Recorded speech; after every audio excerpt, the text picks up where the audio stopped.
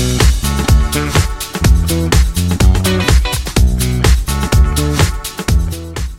friends, this is a Bijou Baker. I'm Maria. Today I'm going to make one of my favorite crackers. It's a Rosemary Cardamom Cracker. Very similar to my Rosemary Cardamom cookie, which is just addicting and one of my favorite things to give away at Christmas time. Cute little squares or circles and just in a stack with a bag and a bow, and a great little thank you gift. Anyways, but I'm working on my chef's table, and I'm trying to get as much prep work done and some of the items that I need done way before. That's what I'm working on now, because there's a lot of the things that I'm going to be making that I need done by the time, you know, my party comes. But my attention is really going to be focused on the hot food as well. So having this done is going to save us a lot of time. This one is it's kind of a neat. This is a little, the difference, the cracker and the cookie, the only difference is the amount of sugar. I don't want this as sweet because I'm going to have this beautiful, delicate, flaky, crispy cracker. And I'm going to have some melon mango salsa piled on top. So it's going to have a lot of flavors just in one bite. I'm going to show you a trick that you are going to love. If you ever want to know how to make a great flaky pie crust, I'll show you. But this is one of the biggest tricks in that pie crust. If you want biscuits that are flaky, anytime you want a flaky, anything you're working with, scones or whatever, and you want it flaky, and you have to use cold butter, check this out. It's, yeah, one of the fun things about baking. Wait, what? Yep, I am grating my butter. Isn't that too cool? It's going to keep it easy to work with. Seriously cool, right? I love that. And it's so obviously practical that you missed it. When I say you, I mean me. Because I would sit and I would cut and I would cut and I would, you know, do all sorts of work. I like less work, believe it or not. All right, so this is simple. Let's see, 1, 2, 3, 4, 5 or 6 ingredients. That's it. So I'm going to lower you down and walk you through this, okay? Okay, so when at all possible, use fresh rosemary. And just sweep it off the stem, and you don't want to use the stem. That's a little bitter, so stay away from that. And then just chop it up, and right when you think you're done chopping, chop it again.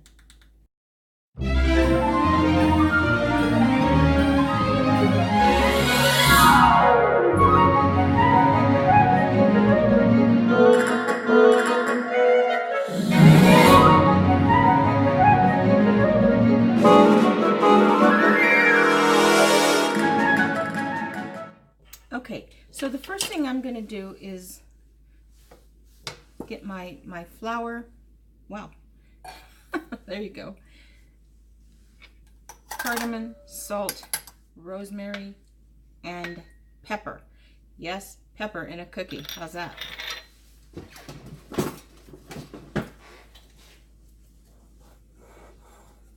That's it. I'm just going to get them well incorporated. And then I'm going to add a sugar, and that's really just a little bit of sugar. I'm going to get a lot of sweetness from my melons. So the melon and the mango, that's going to give me a lot of sweetness. That's going to just really add up to this. Now I'm going to take this beautiful shredded butter. I don't want to touch it. And I'm going to fold that into my flour. I'm going to cut it. I'm going to use a pastry cutter. And as soon as you shred this, put this right back in the refrigerator, because you do want it to be cold. That is another great tip and trick for flaky products.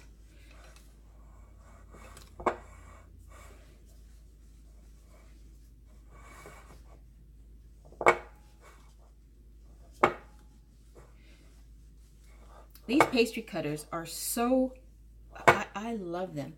Back in high school when we had home economics and we had a teacher that would, you know, make us do everything by hand. I loved doing it that way. She would not let us use a pastry cutter. We would have to use two knives. Well, she's not around now. So yeah, I can do whatever I want, right? She's not the boss of me anymore. She didn't really like me. Imagine that, right? Because I would question. I would question what she was doing. Like, not like I'm curious, but like, I don't think that's quite right.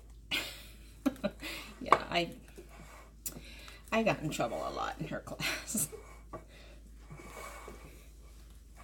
All right, so I'm going to keep working on this for just a bit, and I'll show you what it looks like. Okay, so this is what it's like. It's big, crumbly pieces. The butter is still intact. The flour is well incorporated. And I'm using my hand now because this is it. This is all there is to it. But now I've got to work it. And so I've got to compress it into a ball. And I'm going to squeeze it. Remember, it's really flaky. That's what I want. That's what I like about it. But man, that rosemary and cardamom smells so good.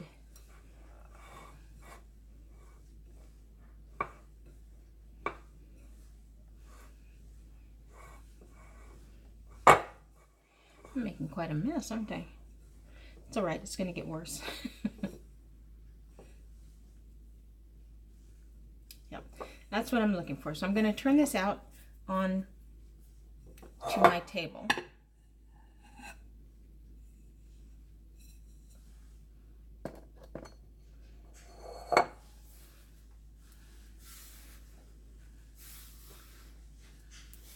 And I'm just going to make a ball.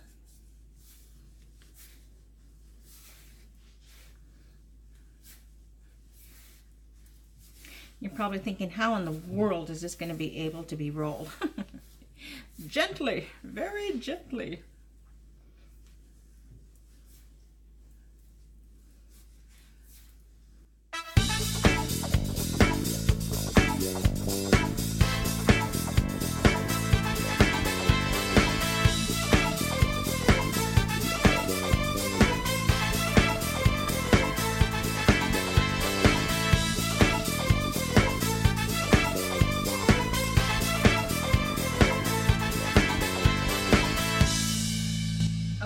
So all I've done is I've taken this ball and I put it on a seal pat mat and got my rolling pin out. Now a lot of hold on, let me talk to you. A lot of cooking shows will show you the process and then poof, now here's the finished item that you're going to be working with. But they left out a lot of the hard work. I'm not going to do that. I want you to see that it's a little tricky. I don't want to present this crumbled mess and then just show you the end result. And then when you're at home and you're thinking, why is it so crumbly? It didn't look like this on the video, because you didn't get to see all the video. So I'm going to show you all the video. I don't want you to be surprised or intimidated. So this is flaky. This is really crumbly. That's all right. That's all right. There's enough butter in here to do its work. I put it on a seal pat mat because I'm going to be moving it around, and rather than trying to lift the flaky pastry every time to roll it, I'm going to put it on here and move it around as I need to, but I'm going to cover it with plastic wrap just to make it easier to roll out. And I do like to keep my rolling pin clean. Okay, so let me get my plastic wrap and I'll show you what I mean.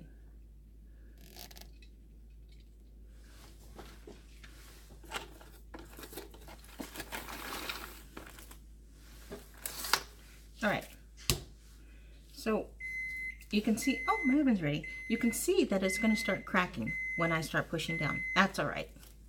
That's absolutely okay, because I'm just going to smush it right back in, okay? So away I go. and I'm not at all worried about the cracking and the crumbling.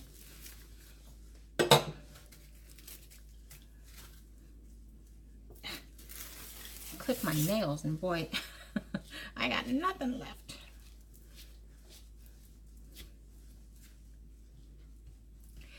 And this is another reason why you really want your butter to be cold, because you're going to be handling it, and you don't want it any softer than it needs to be. So now I'm see how easy it is to turn this way? And I want to try to keep it into some sort of rectangle. And don't worry, everybody struggles with the rectangle or the round shape. I mean, it's a rolling pin, you know. Don't expect too much magic. Magic is behind the scenes. Who said that? The Wizard of Oz, right? Behind the curtain.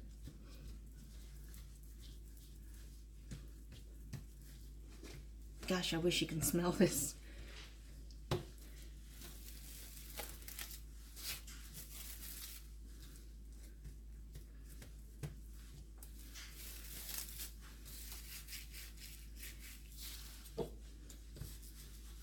And I don't want them too thin, because I want the flavor to really be in every bite. But I don't want them so thick either. But if I had to choose, I would take thicker.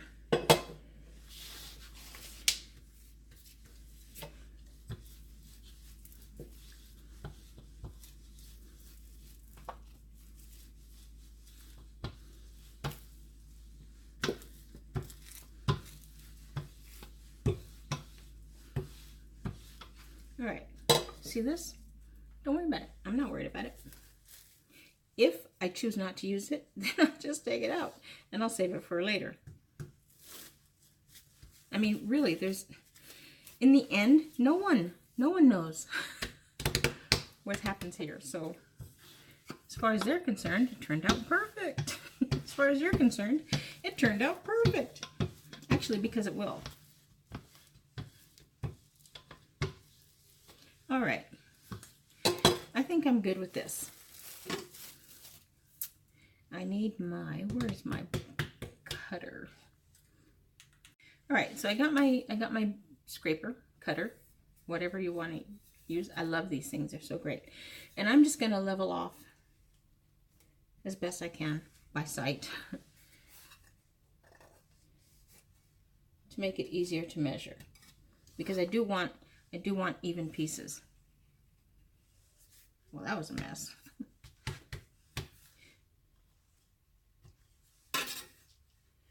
And this kind of thing is gonna be easy when it comes time to lift it and put it on the cookie sheet. All right, now you can use a ruler, but I'm just gonna go by sight. And I don't know if I want squares. Sure, let's go squares. You can use a cookie cutter, a shaped cookie cutter if you like.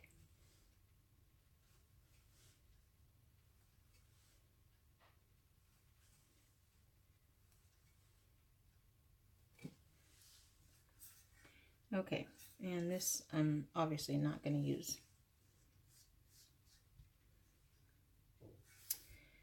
I lied. I'm going to go rectangle.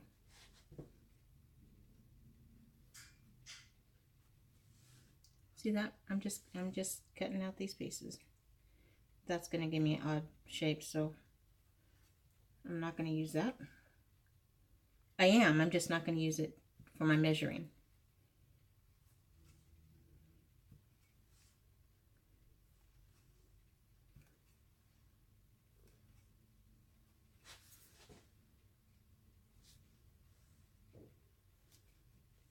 Okay, and then this will be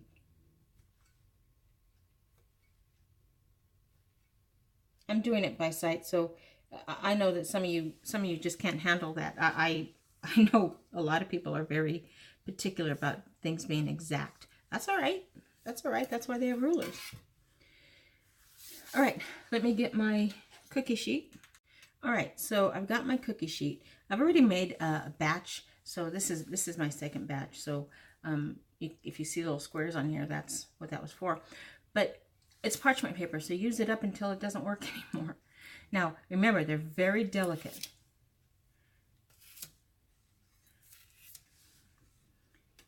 And that's why this comes in so handy.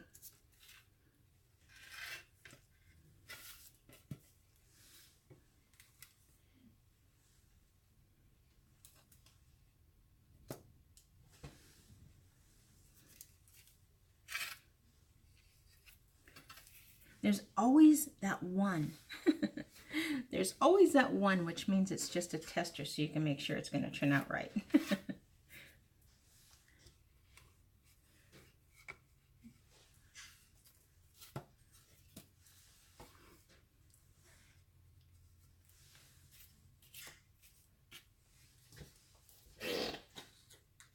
All right, so they're all on the tray.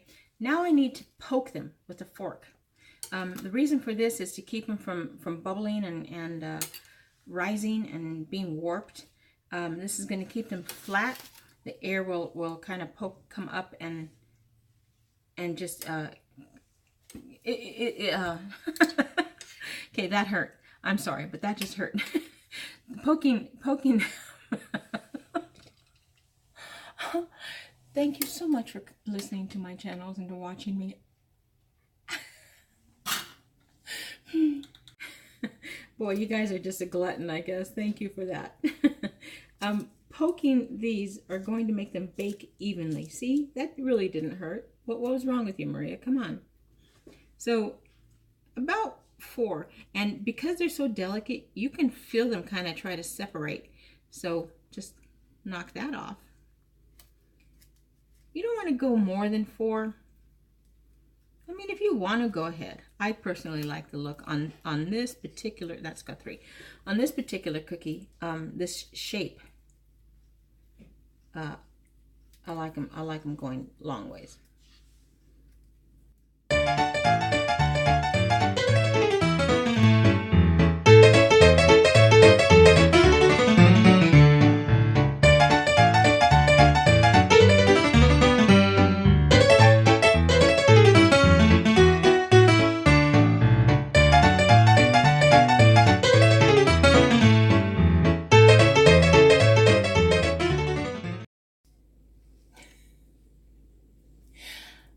Okay, someone had said, well, we like watching your videos because you always make mistakes. Always. Always. It makes it so easy when I know I'm not perfect. So easy. And yeah, there's still be mistakes. But then I can fix that puppy up, so I'm not worried about it. All right, these are going to bake in a 350 oven. A little bit longer than the usual cookie. I'm going to bake this for about 15, maybe 20 minutes, depending on how they're looking. I want a golden brown. I've noticed, and I have to have my oven calibrated, but I've noticed that the back corner left on my oven is a higher temperature. I don't like that. So I'm going to go in halfway and spin them around to get that even coating. So keep an eye on your oven as well. So in the oven they go. While that's baking, I wanted to mention why I use the Silpat instead of parchment paper. You know my love for parchment paper. But with cookies, roll out cookies, anything that you're going to roll out, if you put it on paper, the moisture from the dough kind of affects the paper. So when you're rolling it out, you're going to get wrinkles and rumples and stuff underneath that you don't want. You want it smooth and flat. That's what the Silpat will do. It'll keep it steady. It's not going to be affected by the moisture of the dough. And then the top part with this plastic wrap instead of parchment paper, again, to keep it from crunkling and warping and that sort of stuff. So who knew?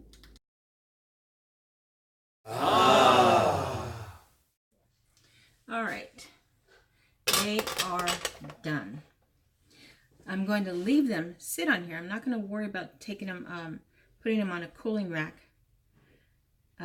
because I still want them to finish toasting just a little bit more. Boy, if ever there was a time I wish you can smell my kitchen, it would be now. It's funny because it's subtle, but it's noticeable. I love that crazy combination. So this is a cracker. I don't know if you can see the holes. Can you see through? No, huh? I can. I can see through it. Can't see you, but I could see through it. And it's so flaky. I want you to be able to see, but the camera's not going to play right. Is that better? But you can just see layers of flaky.